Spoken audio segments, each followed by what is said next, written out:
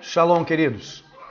Eu não tinha programado fazer esse vídeo, então eu não vou ficar preso a textos, eu não vou ficar preso a coisas. Porque o que eu quero falar com você é uma coisa muito séria.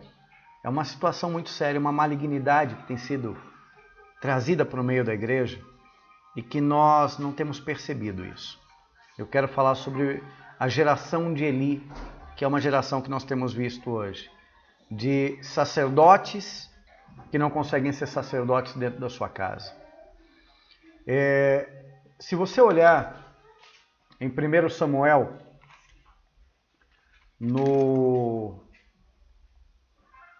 nos capítulos de 2 em diante, você vai ver falando da maldade dos filhos de Eli, uma profecia contra a família de Eli.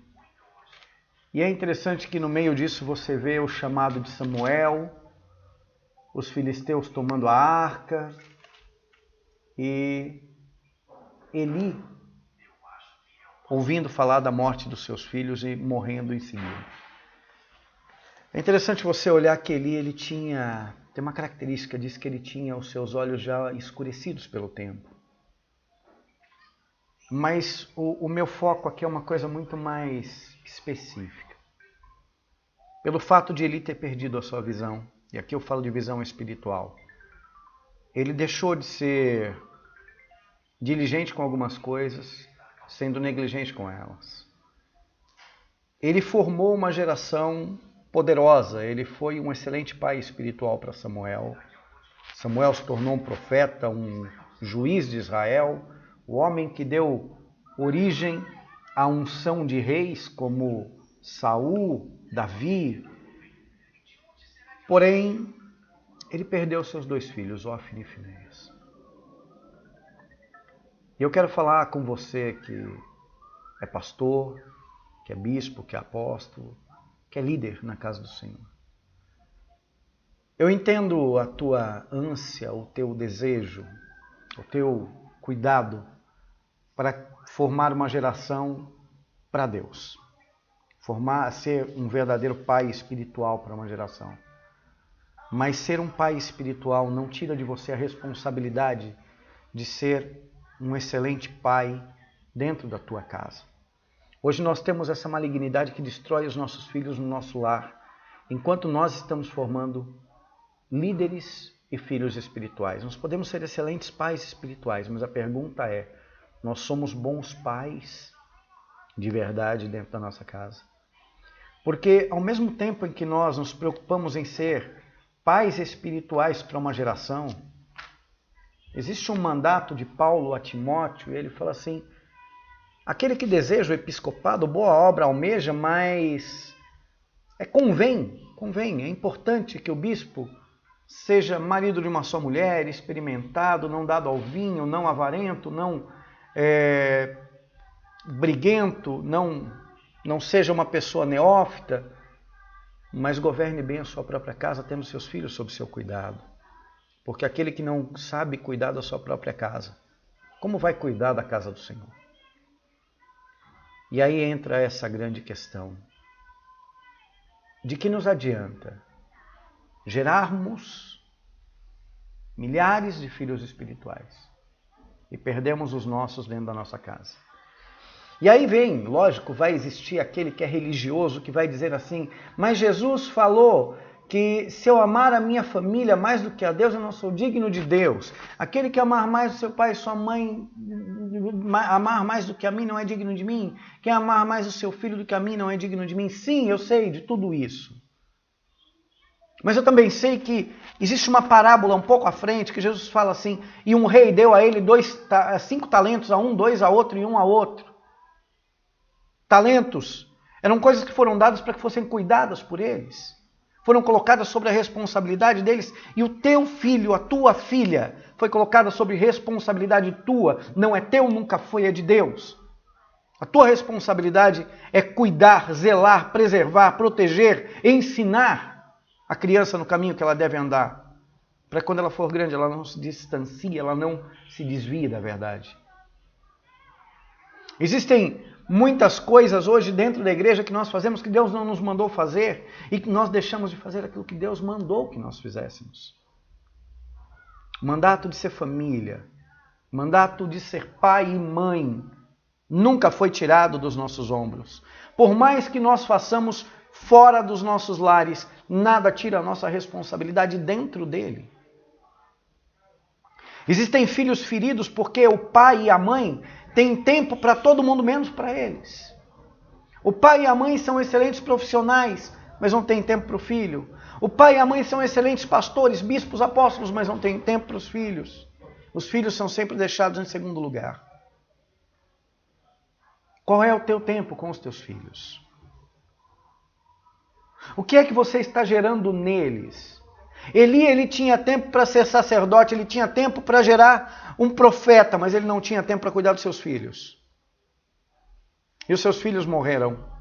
E com ele, com os filhos dele, morreu também a sua geração. Eu conversava com a minha esposa agora enquanto nós tomávamos café. E hoje o nosso dia já foi longo, nós já tomamos o nosso café, nós já fizemos a nossa célula com os nossos filhos. Nós tivemos um tempo delicioso com eles, vendo-os dançar, se alegrar, cantar, na presença do próprio Deus. Como isso é gostoso, como isso é gratificante.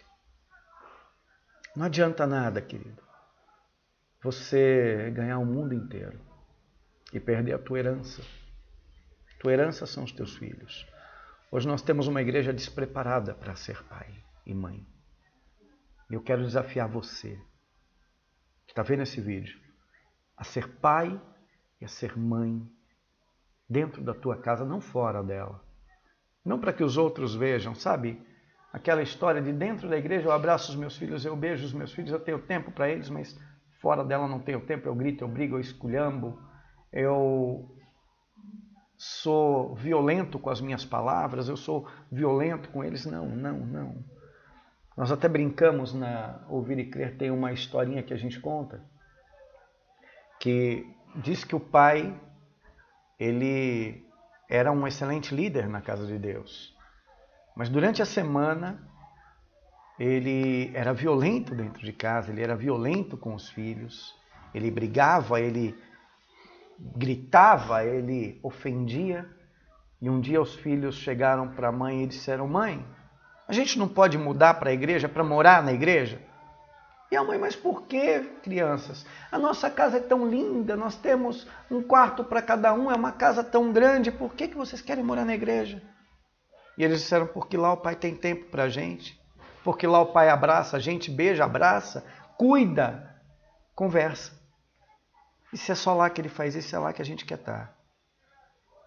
Sabe, eu acho que está na hora de nós trazermos essa paternidade, esse entendimento para dentro da nossa casa e não ser como Eli, que perdeu a sua visão e foi muito aquém daquilo que ele devia ser como pai. Ele gerou, tudo bem, um profeta, mas ele perdeu a sua família. De que adianta isso? Eu posso falar de mim, eu não posso falar de você. Eu, Paulo Eduardo, independente de ser apóstolo, de ser quem quer que seja, eu tenho uma responsabilidade que é ser pai para o Miguel, para a Heloísa e para o Rafael. Eu tenho uma responsabilidade de ser marido para a Roberta. E é uma responsabilidade que é minha. Eu não posso transferir a responsabilidade para Deus. E aí existem pessoas que dizem e ensinam isso. Cuide da casa de Deus, que Deus vai cuidar da tua casa. Mas texto fora de contexto é pretexto para uma heresia, para uma mentira. Quando eu cuido da casa de Deus, querido, Deus cuida sim da minha casa. Mas entenda, Jesus ele disse o seguinte: buscai em primeiro lugar o reino de Deus e a sua justiça, e todas estas, não foram todas foram todas estas coisas, te serão acrescentadas. Quais coisas? Ele fala em Mateus. Ele fala sobre alimento, ele fala sobre roupa, ele fala sobre as necessidades básicas, mas ele não fala de transferir responsabilidade. Ele não fala, cuide da casa de Deus, que Deus vai ser babá dos teus filhos. Cuide da casa de Deus, e Deus vai ser marido da tua esposa. Cuide da casa de Deus, Deus vai ser a esposa do teu marido. Não. Ele fala, cuide de fazer a justiça do reino de Deus. E Deus vai cuidar das tuas necessidades, mas não vai fazer as tuas responsabilidades. A tua responsabilidade sempre vai ser tua. Sempre vai ser minha responsabilidade. Eu posso orar para que Deus me ensine a gerir o meu tempo de uma forma sábia. Eu posso orar para que Deus me dê entendimento de como ser um melhor pai. E é o que eu tenho orado. Eu tenho pedido, Deus me ensine a ser um pai segundo o teu coração. Me ensine a ser um esposo segundo o teu coração. E me ensine a ser um líder segundo o teu coração. Mas não me isente de nenhuma dessas responsabilidades. Eu não posso me conformar com a malignidade desse tempo em que nós nos prestamos ao papel da hipocrisia, de ensinar a outros aquilo que nós falhamos dentro da nossa casa. Que essa nuvem maldita saia de sobre a nossa vida em nome de Jesus. Que essa nuvem de irresponsabilidade, de negligência, saia de sobre a nossa nação. E que nós sejamos aqueles que dentro dos nossos lares trazem o reino de Deus manifesto. Porque nós somos pais e mães. Porque nós somos responsáveis por aquilo que nós geramos. E que essa verdade, essa responsabilidade poderosa se manifeste também nos nossos filhos espirituais, que sejam gerados de uma forma excelente, debaixo de um poder poderoso de Deus, debaixo de uma unção de vida e de vida com abundância. Eu quero abençoar a tua vida hoje, declarando que você é um pai e uma mãe de excelência. Em nome de Jesus. Bom domingo.